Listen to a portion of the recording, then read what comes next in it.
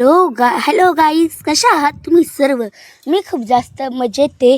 तर आजचा व्लॉग थोडासा स्पेशल होणार आहे, कारण आज मी तुमच्यासोबत शेअर करणार आहे माझं सकाळचं गावाकडचं रुटीन.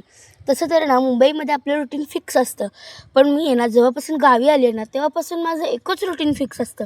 सगळीकडे फिरणं, झाडांमध्ये जाणं, फळं बघून घेणं. तर उठून पहिले ना मी मस्तपैकी तोंड धुवून घेतलं आणि ना हे पाणी इतकं जास्त थंड होतं ना, मी काय सांगू तुम्हाला. त्यानंतर ना मी पिंजऱ्याकडे गेले ना आमच्या कोंबड्यांच्या. तर त्या कोंबड्यांना माझ्याकडे अशा बघत होत्या की त्यांना आहे ना आस होती की मी त्यांना असं सोडेल, आणि ह्या ना वाटच बघतात. कोणी माणूस त्यांच्याजवळ आलं की त्यांना असं वाटतं की आम्ही त्यांना सोडायला चालू, म्हणून त्या बघतात. आणि इकडे बघा आमचं तिकडे ना जुनं घर आहे, जिकडे आमचे गुरं वगैरे असतात.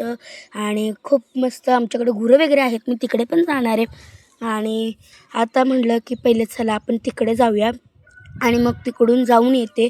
आणि आता अजून धारा झालेल्या नसतील गुरांच्या, कारण मी आज खूप जास्त लवकर उठली आहे. लवकर म्हणजे मी किमान 6:30च्या टायमिंगला उठली आहे. कारण आज आहे ना मी झोपलेली तेव्हा माझ्या डोक्याच्या जवळ आहे ना कुत्रं ना एकदम जोरात भुंकत होतं, त्यामुळे ना मी लगेच जागी झाली.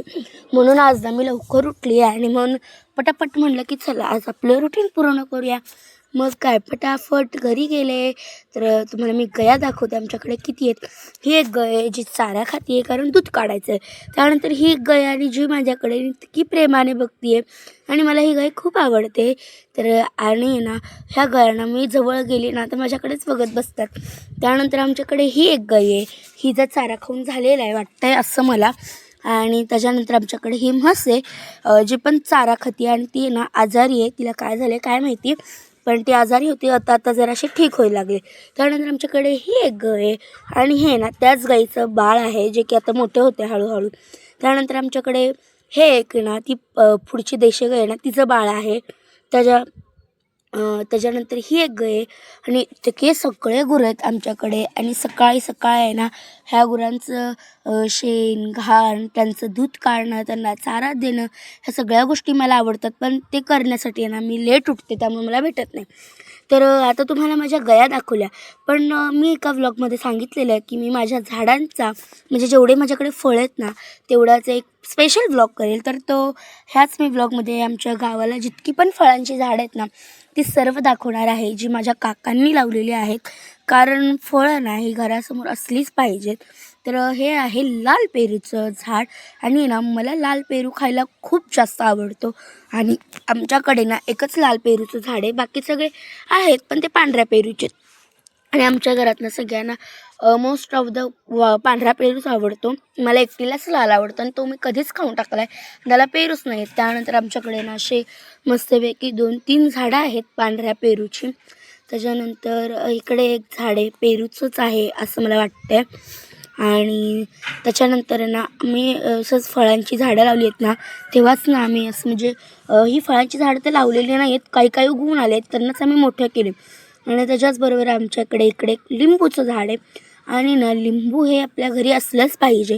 आणि ह्या लिंबूला ना एकदम छोटे छोटे लिंबू आलेत, आणि आम्ही ना त्याचे भरपूर सारे लिंबू तोडलेत सुद्धा सरबत करण्यासाठी, किंवा काही असलं तर आम्ही तोडतो लिंबू याचे. आणि काही काही लिंबू ना लय बारीक आहेत, आणि हे लिंबू आहे ना इतके आंबट आहेत ना, म्हणजे आपण सरबत वगैरे जर केला ना तर एकच लिंबू जरी टाकलं ना तरी खूप छान टेस्टला सरबत होतो. इतका आंबट हा लिंबू आहे. आणि हे बघा तुम्हाला मी दाखवते, मला माहीत नाही तुम्हाला दिसते की नाही, पण मी तुम्हाला दाखवते आमच्याकडे किती लिंबू आहेत ते. आणि लिंबूच्या शेजारी इथे एक सीताफळाचं झाड आहे. तसं तरी ना आमच्या घराच्या ना जे आमचं जुनं घर आहे ना त्याच्या मागे ना भरपूर सारे सीताफळं होते, आणि त्याला भरपूर सीताफळं लागायची. पण आता ना आम्ही ते सगळे सीताफळं तोडून टाकलेत, आणि आमच्याकडे हे एकच सीताफळाचं राहिलं आहे. त्याच्यानंतर इकडे आमची केळीची बाग आहे. केळीची बाग म्हणजे ह्याला बागच म्हणता येईल, कारण ह्याला इतके केळींची झाडं आहेत ना भरपूर. आता आहे ना आम्ही 4-5 केळी उतरवून सुद्धा घेतल्यात, आणि 2-3 राहिल्यात.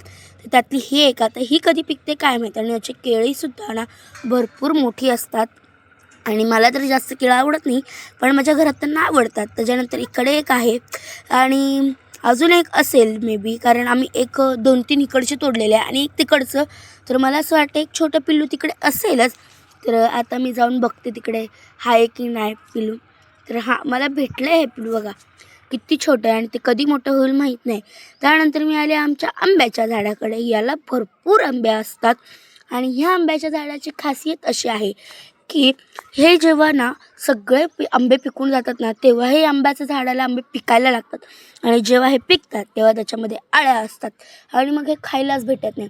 त्यामुळे ना आम्ही प्रत्येक वर्षी ना हे आंबे ना कच्च्याच कैऱ्या तोडून खात असतो आणि असं सुद्धा हे टेस्टला खूप छान लागतात आणि ह्या आंब्याच्या कैऱ्या ना खरंच खूप मोठ्या होतात आणि हे ना झाड पूर्ण लखडलेलं असतं आंब्यांनी. पण ह्यावेळेस पावसाळा तर नव्हता, पण वारं वगैरे भरपूर असतं, त्यामुळे ना वाऱ्यामुळे भरपूर आंबे पडलेत, कारण भरपूर मोठ्या साईजचे आंबे असतात. त्याच्यानंतर इकडे आमच्याकडे एक काळी मैना म्हणजेच करवंदाचं सुद्धा झाड आहे, पण ह्याला करवंदच लागलेला नाही आहे, काय माहीत कधी लागते. त्या इकडे आमच्याकडे एक जांभूळचं झाड आहे आणि मी तिकडे जात नाही आहे, कारण लांबूनच शूट करते आहे आणि ह्याला ना भरपूर मोहर लागला आहे. आता बघू ह्याला कधी जांभळं येतात, कारण मला जांभळं स्पेशली खायला खूप जास्त आवडतात. आता मी तुम्हाला आमच्या इकडची सगळी फळांची झाडं दाखवली, कारण आमच्याकडे ना फुलांची झाडं आहेच नाही. एक फूल आहे तेच मी तुम्हाला दाखवते.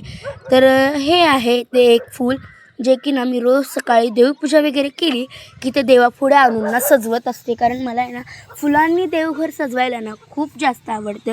आणि ह्या फुलाला काय म्हणतात ते पटापट कमेंट्समध्ये सांगा. सांगितलं आता मी तुम्हाला सांगते ह्याला काय म्हणतात. तर याला म्हणतात चाफा. चाफाच म्हणतात. चाफा. आणि ना हे फूल आता फुललेलं नाही आहे, कारण हे फूल जेव्हा फुलतं ना तेव्हा इतकं छान वाटतं ना खरंच. आणि आम्ही ना एकच झाड लावलेलं, पण त्या एका झाडाचे किती झाडं झाली आहेत, 3 झाडं झाली आहेत त्या एका झाडाची. आणि म्हणूनच हा ब्लॉग कसा वाटला कमेंट्समध्ये नक्की सांगा. बाय.